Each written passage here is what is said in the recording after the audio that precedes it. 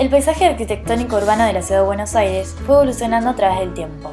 Mediante el análisis del mismo, podremos apreciar los cambios que se fueron produciendo en este arte de adaptar los espacios a las necesidades del hombre. Esos cambios que están dados por distintos factores, políticos, sociales, económicos, han influido en la arquitectura y a través de esta, los barrios fueron adquiriendo identidad propia.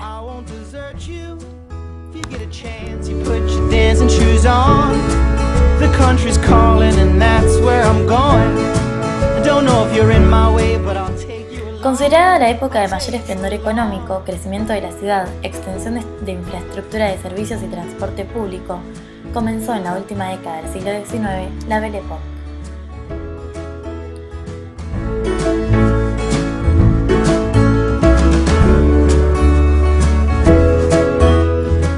Hacia el fin del siglo XIX, el Estado Nacional ya se había consolidado. Esto permitió la llegada de capitales extranjeros, ya que ellos se sentían seguros porque veían a la Argentina como un país estable, con una moneda unificada y un sistema bancario confiable. El fin de la crisis del año 1879 permitió que el mundo se industrializara, haciendo que aumentara la demanda de materias primas. En aquel momento, la Argentina fue uno de los 10 países más ricos del mundo. Sus carnes y otras exportaciones agrícolas fueron la construcción de una economía industrial. A su vez, la élite económica de los terratenientes hizo grandes inversiones en el campo, utilizando tecnología avanzada. También en esta época surgieron los frigoríficos. Esto produjo que mejorara la producción nacional, convirtiendo al país en el granero del mundo. Esto provocó una gran brecha social entre la población, creando una concentración de la riqueza y desigualdad social. El poder lo tenía la oligarquía, que estaba compuesta por las familias tradicionales. Buenos Aires estrena orgullosa en 1880 su nuevo título de capital federal de una Argentina que se moderniza según los parámetros europeos. Gobierna el país una oligarquía que basa su poder en la propiedad de la tierra y se desentiende de toda actividad que implique inversión de riesgo y esfuerzo. Había llegado para ellos el momento de disfrutar de sus éxitos económicos y políticos. Quieren que Buenos Aires sea la París del Plata y no escatiman en gastos si se trata de ostentar. Construyen monumentales mansiones que compiten en lujo con los palacios europeos. Buenos Aires parece la capital de un imaginario imperio rico. Esta nueva hegemonía le permite al general Julio Argentino Roca asumir la presidencia de la nación en 1880 bajo un lema que resume las aspiraciones del grupo gobernante: paz y administración.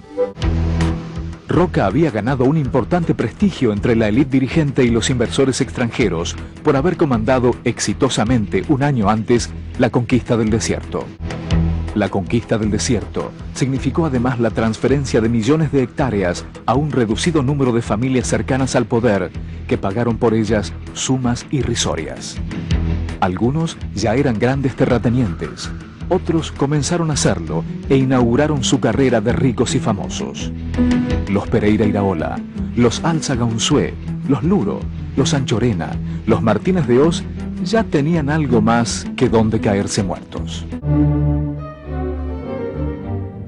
El grupo dirigente del 80 adhiere al liberalismo económico, pero practica un claro conservadorismo político, reservándose el manejo de los mecanismos del poder al considerarse los únicos aptos para detentarlo. El uso del fraude electoral es moneda corriente y está facilitado por el sistema de voto cantado, la inexistencia de padrones oficiales y el ejercicio de la intimidación y la violencia. Esto aleja a la gente común de la política, a la que ve como una farsa, sin partidos que la representen y sin posibilidades de expresar libremente su opinión. Todas estas prácticas antidemocráticas y excluyentes son comunes a las diversas vertientes políticas que se alternan en el poder. Persiste aún hoy el debate sobre la identidad ideológica de estos grupos. ¿Eran liberales o conservadores?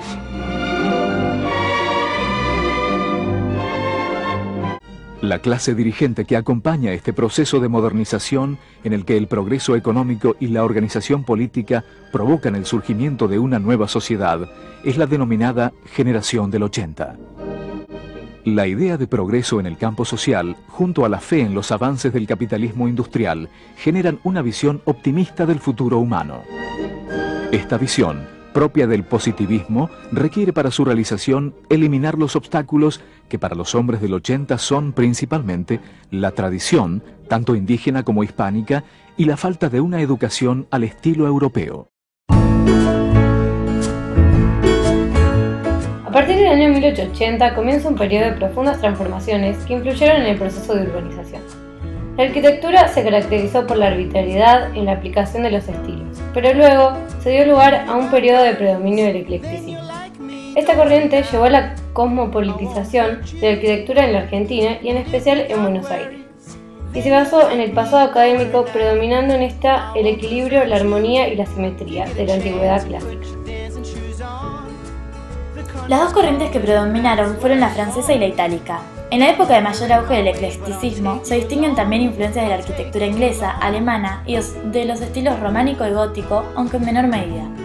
Con el avance del tiempo se produce en nuestro país una gran transformación edilicia. Comienza a imponerse el clasicismo academicista francés con sus características ventanas y mansardas. En los interiores, los elegantes espejos biselados, las chimeneas y boiseries. Más adelante en la historia, prosigue el eclecticismo arquitectónico predominante. A medida que pasaban los años, se advierte en nuestro país, a nivel arquitectónico, una constante evolución que es índice de progreso. Se comienza a utilizar hormigón armado, aunque el sistema de estructuras de hierro también continuó en vigencia para más tarde ser reemplazado en su totalidad por el hormigón. Durante la etapa oligárquica en la Argentina, los miembros pertenecientes a este sector alcanzaban un periodo de prosperidad absoluta, y esto se podía ver en varios aspectos. Las grandes familias acudían diariamente a eventos públicos, eran dueños de grandes mansiones y vestían las mejores ropas y joyas. Sus grandes mansiones tenían lugar en la provincia de Buenos Aires, eran grandes casas que hoy en día siguen existiendo, pero ya no con un fin residencial, sino que han adquirido distintas utilidades. A continuación se darán ejemplos de estas grandes residencias. I won't desert you. You get a chance to put your dancing shoes on. The country's calling and that's where I'm going. Palacio San Martín, la actual sede ceremonial del Ministerio de Relaciones Exteriores y Culto, fue hasta 1936 residencia de la familia Anchorena. El proyecto realizado en 1906 por el arquitecto Alejandro Christophersen para Mercedes Castellanos de Anchorena reunía en un solo edificio 3 residencias independientes: la de Mercedes y Aaron Anchorena, la de Enrique Anchorena y la de Emilio Anchorena. Construido con gran rapidez para hospedar a la infanta Isabel de Borbón en su visita a la Argentina, fue inaugurado en 1909. El Palacio Alza-González es una de las residencias más imponentes de la aristocracia de comienzo del siglo XX de la ciudad de Buenos Aires. Desde 1980 forma parte del Hotel 5 Estrellas Four Seasons Buenos Aires Hotel.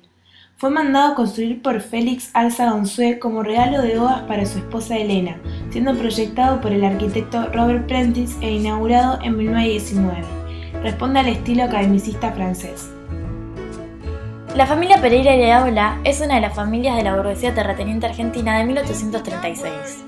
En los años 90, un predio de 302 hectáreas fue transformado en el primer country del sur bonaerense, el Club de Campo Abril.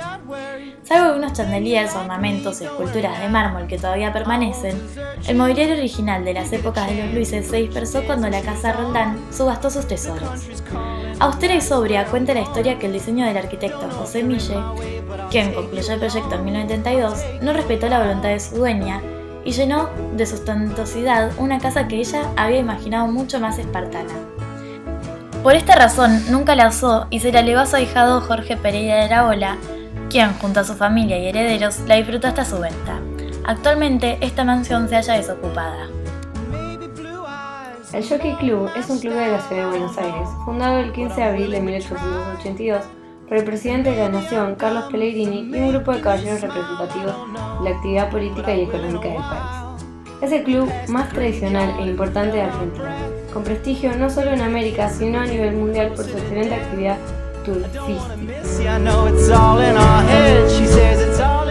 La elite dirigente empleó de modo particular su tiempo libre en actividades como deportes hípicos al aire libre, fiestas, modas, paseos, veraneos, en clubes exclusivos como el Jockey Club y el Club del Progreso. Además fueron importantes centros de reunión de los sectores poderosos vinculados a la política. El Palacio del Hortón de Alvear es una antigua residencia de estilo neogótico que se encuentra en el cruce de la Avenida Corrientes y la calle Florida, en el barrio de San Nicolás de la ciudad de Buenos Aires. En 1994 fue completamente remodelada y se instaló una sucursal de la franquicia de hamburguesas Burger King.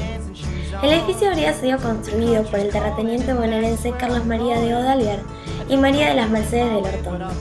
Fue una de las primeras residencias palaciadas de Buenos Aires y una de las más lujosas de su época. Se desconoce la fecha exacta del proyecto arquitectónico, durante qué año se desarrolló su construcción y cuándo fue terminado, pero se supone que habría ocurrido entre 1870 y 1880. Tampoco se conoce la identidad del autor del edificio, aunque algunas fuentes sostienen que se trataría del ingeniero y arquitecto inglés Edward Taylor. Otros ejemplos de edificios importantes de la época que cambiaron su función son el Palacio de la familia Alvear, hoy sede de la Embajada de Italia, la Casa de fin de semana de la familia Lezama, actualmente sede del Museo Histórico Nacional, la Casa de la familia Noel y luego la familia Fernández Blanco, hoy Museo del Arte Hispanoamericano, conocido como Museo Fernández Blanco, el Palacete de la familia Pareda, actual sede de la Embajada de Brasil en Argentina, el Palacio de la familia Ortiz Basualdo, hoy sede de la Embajada de Francia, justo enfrente del Palacio Pareda, el Palacete de la familia Errázuriz Alvear, actual sede del Museo Nacional de Arte Decorativo, el Palacio de la familia Dodero, hoy sede de la Embajada de España en nuestro país, y el ex Palacio Bosch, hoy Embajada de Estados Unidos. Aunque estos palacios parecían mostrar una oligarquía sólida y establecida, su reinado no duraría mucho. Tras las elecciones de 1916, en donde todos los hombres podían votar sin necesidad de cantar su voto y sin la posibilidad de fraude, el poder pasó a una mayoría creciente, a la clase media argentina.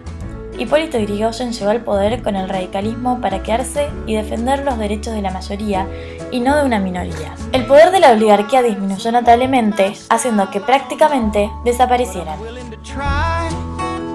And maybe I'm dumb for making you smile, I don't know, but I will in a while.